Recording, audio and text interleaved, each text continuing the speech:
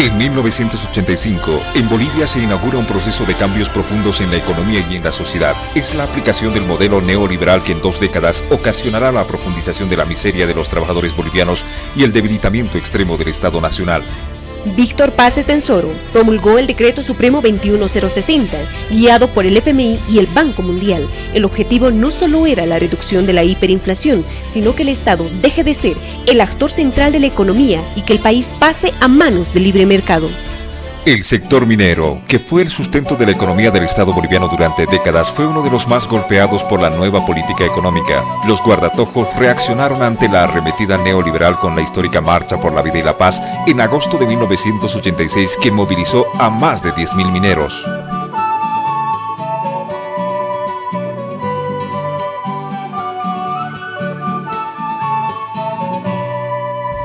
En las calles, en las plazas, encontrarán nuestros pechos. Hemos venido de lejos a exigir nuestros derechos. Hemos venido de lejos a exigir nuestros derechos.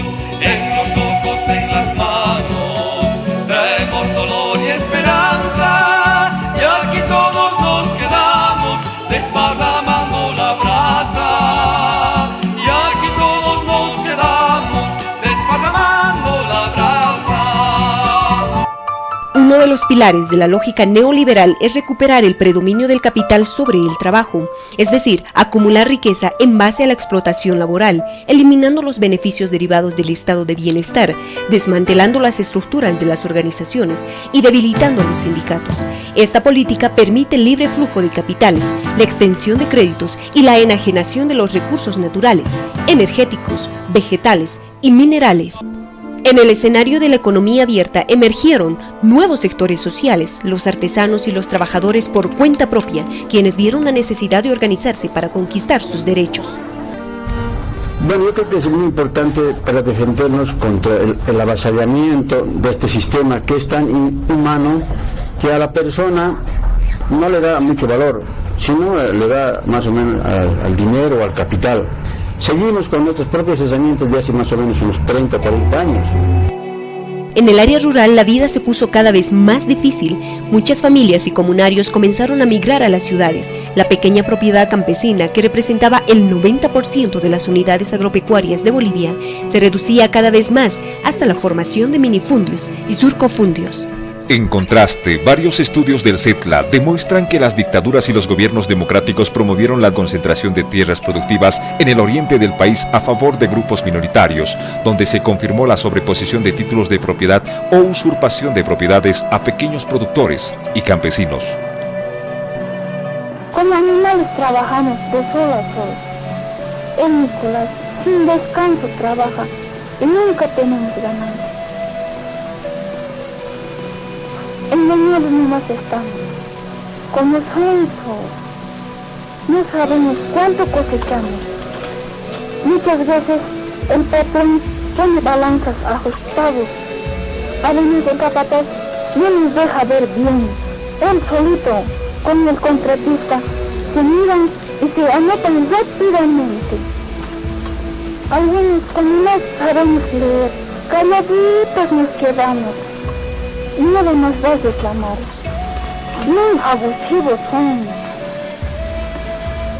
Fue en ese tiempo cuando los productores de hoja de coca también se organizaron para enfrentar la política antidroga sustentada con la Ley 1008, promulgada por Jaime Paz Zamora en su denominada diplomacia de la coca, política destinada a debilitar al movimiento cocalero. Pero el gobierno de Jaime Paz Zamora hizo más todavía, profundizó la reforma del Estado ampliando las garantías para la incursión del capital transnacional. Se empezó a promover la privatización de las empresas públicas. El primer gobierno de Sánchez de Lozada, entre los años 1993 y 1997, continuó con esa política con más dureza. A partir del Decreto Supremo 22407, se hizo la privatización de las empresas estatales, YPFB, ENDE, ENFE, LAB, Entel y la empresa de fundición Vinto. La privatización fue precedida por la Ley de Hidrocarburos de 1991 y un nuevo Código Minero. Ambas abrieron las puertas para el ingreso de las transnacionales tanto a la actividad hidrocarburífera como a la minería, introduciendo en la legislación nacional por primera vez los contratos de riesgo compartido o joint ventures en toda la minería estatal. Este proceso de privatización alcanza también al sector público, salud, educación, entre otros, que antes estaban encargados de garantizar la reproducción de la fuerza de trabajo en condiciones adecuadas. La descentralización administrativa vuelve a modificar el aparato estatal. El proceso denominado participación popular intenta reducir la presión del gasto sobre el gobierno central, transfiriendo a los municipios nuevas funciones como la inversión en la infraestructura de salud y educación, imponiéndoles al mismo tiempo la obligación de recaudar más impuestos en su territorio. Otro objetivo de esta reforma es la descentralización del conflicto social y la introducción paulatina de la lógica liberal en las comunidades rurales como forma de ciudadanizar a la población indígena. En los 20 años de neoliberalismo, la movilización de los sectores sociales fue permanente, intentando impedir la aplicación del modelo. La organización firme de los trabajadores asalariados impidió una de las últimas reformas exigidas por los empresarios y los organismos internacionales, la liquidación de la Ley General del Trabajo. El CETLA, junto a los trabajadores de varios sectores laborales, llevó adelante la Plataforma por el Derecho al Trabajo, donde se debatió durante varios meses la ley laboral y las consecuencias de su reforma hasta conformar un bloque de resistencia y lucha. Uno, nos hacían quedar más horas, más tiempo, trabajábamos hasta 13 horas y media por día, sin embargo percibíamos como si hubiéramos trabajado solamente 8 horas. Y nos daban un determinado cupo que lamentablemente era inalcanzable, una determinada cantidad de prendas.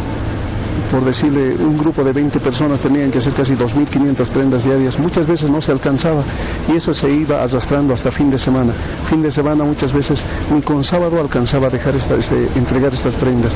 Pero posteriormente, inclusive los compañeros venían inclusive hasta el día domingo para poder entregar esas prendas y ganar un bono que estaba cerca de los 400 a 500 bolivianos. Creemos que los entes sindicales son bastante importantes. De otra manera, quizás el neoliberalismo directamente nos hubiese aplastado totalmente, nos hubiesen exprimido hasta nuestra última gota de sangre. Con el pasar de los años, Bolivia comenzó a vivir un inusitado incremento del conflicto social. En el plano de las reformas estatales, se hace un nuevo intento de introducir normas supranacionales por encima de la propia constitución política del Estado. Este nuevo intento estuvo alineado con el interés de los Estados Unidos por consolidar definitivamente su hegemonía en la región. Se llamó Acuerdo de Libre Comercio para las Américas, ALCA. Para el año 2000, con la Guerra del Agua, se inicia una ola de movilizaciones sociales que no solo cuestiona la privatización de los servicios públicos, sino exige mayores espacios políticos para amplios sectores de la población, a diferencia de las heroicas, aunque más pequeñas y aisladas luchas de resistencia social que caracterizaron la década anterior. En los años siguientes, pese a la participación política de sectores populares e indígenas en el Parlamento, nada cambió. El Estado siguió con su política, fermentando el malestar de la población. Febrero del 2003 fue la campanada. Sánchez de Lozada intentó aplicar un impuesto a los salarios de los trabajadores, siguiendo las recetas del FMI. El 12 de febrero, un motín de policías rechazó la medida, desatando enfrentamientos violentos con el ejército. En septiembre y octubre de 2003 murieron 67 personas y hubo más de 400 heridos. La insurrección popular e indígena terminó con la renuncia y huida de Sánchez de Lozada y sus ministros. En el marco de una creciente conflictividad social, la demanda de la nacionalización del gas, enarbolada desde el 2003, se orienta hacia la crítica del sistema económico y político en su conjunto y señala con claridad de qué manera el actual Estado descansa en la preeminencia de los intereses de los sectores empresariales y en particular del capital extranjero, apoyado por la democracia representativa.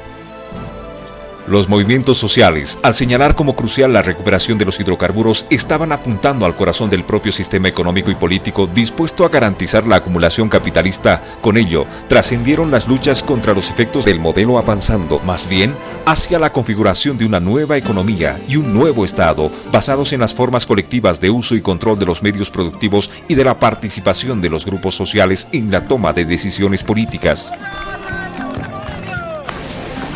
La lucha sindical es una arma de lucha no es una arma de fuego, pero es un arma a la que el patrón le tiene miedo, porque su fuego se puede extender más y más. ¿Qué estamos dejando para nuestros niños al fin de este siglo que ya se nos va? Poderes que matan, poderes que arrasan, poderes que aplastan nuestra integridad.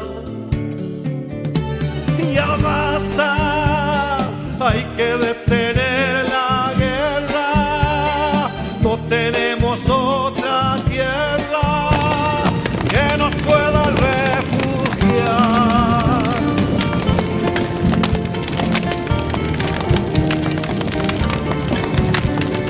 ¿A dónde nos llevan?